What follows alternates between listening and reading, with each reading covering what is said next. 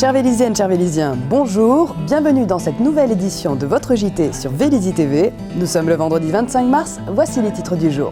Nous amorcerons tout d'abord par un sujet qui est plus que d'actualité cette semaine, la radicalisation par le biais d'une conférence qui a été organisée à Vélizy. Nous vous dévoilerons ensuite les premiers mots prononcés par Pascal Thévenot après son élection au siège de député de la 2e circonscription des Yvelines. Petit tour ensuite par Londres pour son programme d'avril. Et enfin, direction l'inauguration officielle de l'Arbre à vent de Vélizy. Une semaine avant les nouveaux attentats djihadistes qui ont ensanglanté Bruxelles ce mardi, l'association culturelle des musulmans de Vélizy et la paroisse catholique Saint-Jean-Baptiste avaient organisé une conférence sur le thème de la radicalisation au centre Maurice Ravel. Plus d'une 200aine de personnes avaient répondu présentes pour tenter de réfléchir à des pistes d'action et de prévention.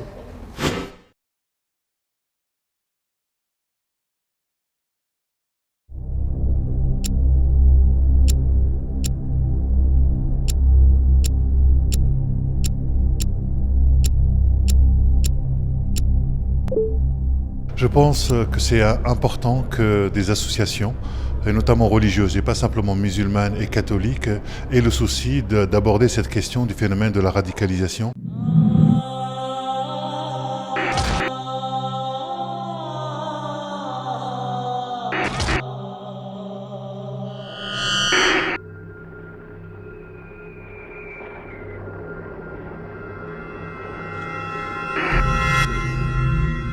L'événement dramatique que connaît notre monde et aussi notre pays nous ont amenés à vouloir aller plus loin dans notre rencontre, dans notre connaissance.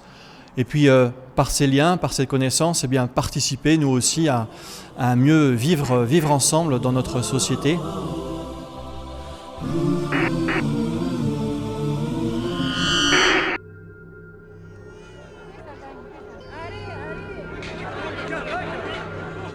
Comment montrer finalement notre fraternité si ce n'est par une action commune. Et selon moi, donc une conférence n'est autre qu'un symbole fort, puisque c'est finalement essayer de s'adresser à un public le plus large possible avec un message commun qui est celui de comprendre et de essayer d'avancer ensemble.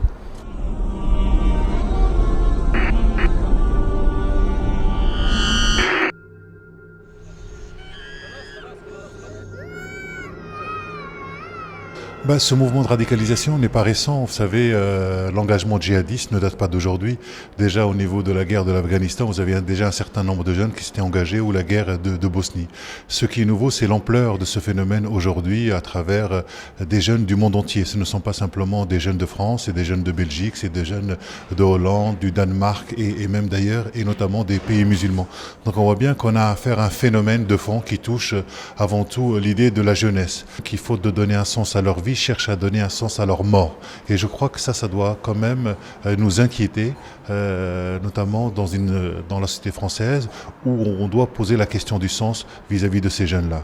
On voit que des jeunes non issus de banlieue, non issus de l'immigration, non issus d'une tradition musulmane se laissent aussi gagner par ces discours, par ces idéologies, jusqu'à partir et commettre ensuite l'irréparable. Donc c'est une question qui nous concerne tous, citoyens. L'importance du dialogue entre les parents et les enfants s'avère fondamentale pour pouvoir discuter de ce cadre, si un cadre se construit sur Internet, et essayer de le déconstruire.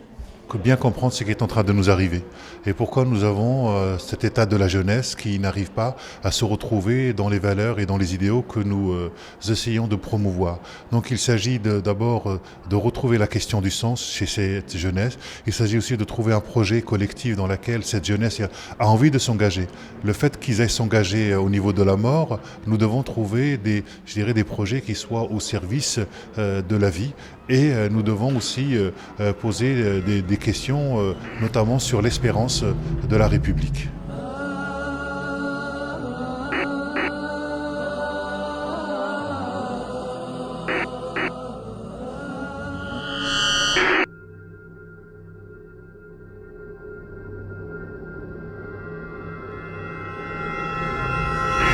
Tire mon frère, tire, c'est qu'on faut tirer.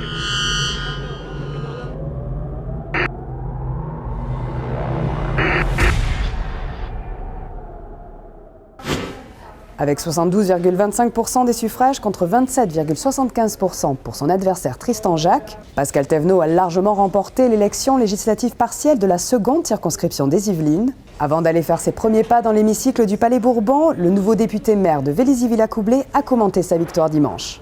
Avant tout, le travail de toute une équipe, d'élus, mais aussi de terrain, de militants, et puis des gens qui finalement à Vélizy nous suivent après 2 ans. Et je pense que du coup, on est sur la bonne voie. On continue à avoir une ville apaisée avec des projets qui avancent, sans s'occuper des attaques mesquines qui peuvent de temps en temps perturber, mais on a raison de ne jamais les entendre et d'avancer. Et puis maintenant, c'est, je pense, un nouvel engagement que je mènerai avec autant de passion et autant de plaisir que j'ai pu mener mon engagement de maire depuis 2 ans. Donc là, maintenant, des nouveaux projets, à la fois les projets de territoire sur la circonscription avec la vallée de Chevreuse, avec la vallée de la Bièvre, avec Versailles, avec Viroflay. Et où il y a beaucoup de sujets qu'on va devoir aborder dès demain. La ligne 18 notamment, la fibre sur la vallée de Chevreuse. Et puis des engagements nationaux qui me tiennent vraiment à cœur en tant que chef d'entreprise, qui sont l'emploi, la formation, le développement économique. Et les sujets ne vont pas manquer pour faire entendre la voix des Républicains et avant tout la voix des citoyens qui nous ont fait confiance. Et aujourd'hui, on voit que finalement, c'est un beau mandat qui est devant moi et un mandat qui est porté par toute la population. Donc, je suis très fier d'être nouveau député maire de la circonscription. Je vais m'engager de manière dynamique dès demain. Donc voilà, c'est un grand merci à tous les élus qui m'ont suivi, à Gérard Larcher qui n'a jamais manqué de me soutenir dans cette circonscription, à Franck Borotra qui a été aussi mon prédécesseur, j'étais son délégué jeune, et puis surtout un grand merci à Valérie Pécresse, à David Douillet qui était là aussi, et à Sophie Primas. L'agenda culturel de Londe Centre d'Art va être abondant en avril, avec une exposition insolite à micro-ondes sur le thème des bancs publics, de la danse avec Pierre Régal et ses 2 spectacles en un, ou encore le ciné-concert, là aussi original, Blanche-Neige ou la chute du mur de Berlin.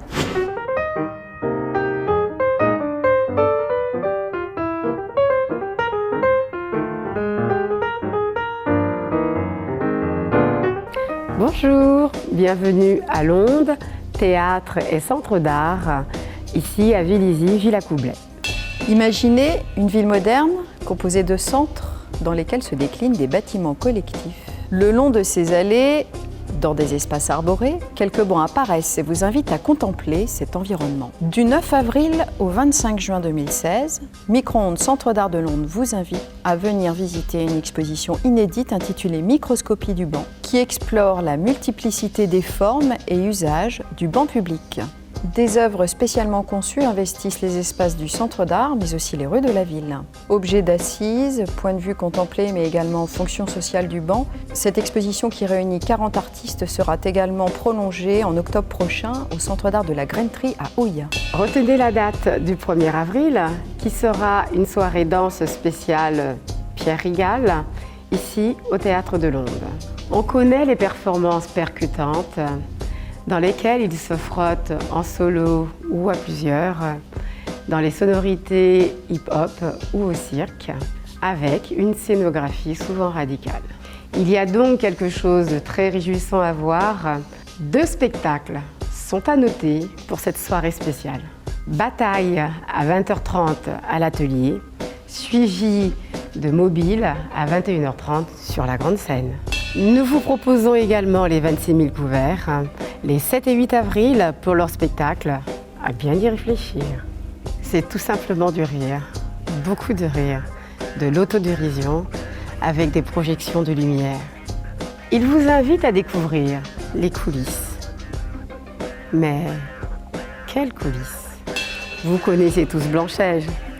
Nous vous proposons Blanche-Neige ou la chute du mur de Berlin le vendredi 15 avril pour un spectacle à voir en famille. Après le succès de Super Hamlet, la compagnie La Cordonnerie revient pour un ciné-spectacle où doublage et bruitage sont réalisés en direct. Ce spectacle inventif reprend les éléments phares de ce conte en les intégrant à cette version en pleine guerre froide. Alors, à vos marques, Dégainez vos tablettes, vos smartphones et réservez sans plus attendre sur notre site. Et je vous dis à bientôt dans ce bel espace qu'est l'onde. Nous vous en avions déjà parlé en exclusivité, Vélizy-Villacoublay est la première collectivité locale à faire l'acquisition d'un arbre à vent. D'un coût de 70 000 €, cette éolienne stylisée alimentera en électricité la gym aux agrès du gymnase Robert Wagner. Son inauguration officielle s'est déroulée aujourd'hui en présence de l'ancien ministre Arnaud Montebourg, actionnaire de la société New Wind qui commercialise l'arbre à vent. En place depuis fin février, mais officiellement inauguré ce vendredi 25 mars, l'arbre à vent de Vélizy-Villacoublay est enfin opérationnel et peut désormais distribuer son énergie au gymnase Robert Wagner. Alors, comment ça marche ? Imaginez que dans chaque feuille, il y a un petit générateur et les feuilles en tournant sur leur axe génèrent du courant directement qu'on redresse en continu pour faire la somme de tous les courants de chaque petite feuille. Donc l'énergie passe dans les câbles qui sont dans les troncs, les branches, et est recueillie au pied de l'arbre via un onduleur et rendue au client dans la maison, dans l'immeuble, dans l'usine ou dans la borne de recharge via donc l'onduleur. Une idée efficace, écologique et esthétique qui relevait de l'évidence pour son concepteur. On ne sait pas d'où viennent les idées. En tout cas, il m'est apparu à un moment qu'il était important de trouver une solution modeste, de proximité, pour adosser à d'autres solutions, donner une réponse à l'ancien modèle de production énergétique, qui est celui des grandes concentrations, loin des usages, parfois cachées parce que hostiles, en tout cas qui provoquent parfois l'hostilité des riverains et qui souvent sont associés à une dangerosité. Et ça, je pense, c'est l'ancien modèle. Celui auquel on participe, c'est celui de l'énergie diffuse, d'abord qui est disponible de manière permanente et qui n'est pas du tout résiduelle, qui est abondante. C'est en réfléchissant à ce besoin, après Fukushima notamment, l'accident nucléaire provoqué par ce tsunami, que cette solution de proximité m'est venue comme une évidence. Et n'oubliez pas qu'une modestie plus une modestie, ça fait une grande ambition. L'ancien ministre de François Hollande, Arnaud Montebourg, s'est déplacé à Vélizy pour affirmer son soutien à ce projet qui l'a déjà séduit. L'homme politique est en effet entré au capital de New Wind. Vélizy est pionnière et a fait le choix, comme première collectivité locale, d'implanter nos génératrices assemblées dans la forme de l'arbre. Je dis souvent avec Jérôme que nous vendons des génératrices éoliennes qui sont des dynamos avec un algorithme qui permet d'optimiser la puissance du vent dans la fabrication électrique. Et l'état d'esprit de l'inventeur que Jérôme et son équipe portent est celui de l'idée que l'éolien qui rencontre quelques oppositions, les grandes machines qu'on voit à la crête des montagnes lorsqu'on parcourt les pays européens, sont des machines qui captent à 120 mètres de haut un vent très puissant, plus de 5 mètres secondes. Avant, ça ne démarre pas. Ces éoliennes démarrent à 1,3 mètres secondes, c'est-à-dire qu'elles vont chercher les petits watts, elles vont les chercher en silence, et en plus, elles créent la fascination émotive d'un spectacle dont on ne se lasse pas. Un spectacle dont la ville de Vélizy-Villacoublay n'est en tout cas pas prête de se lasser, d'autant plus si son arbre à vent fait peu à peu des petits dans d'autres collectivités françaises. Un œil maintenant sur votre agenda pour ce long week-end de Pâques. Pendant tout le week-end se tiendra au centre Maurice Ravel le salon du vin et des produits régionaux organisé par le Lions Club. Enfin dimanche à partir de 9h30, la traditionnelle course aux œufs qui se tiendra au domaine de la Cour Roland. Ce JT s'achève maintenant, profitez bien de ce long week-end de 3 jours. On se retrouve la semaine prochaine. À bientôt sur Vélizy TV.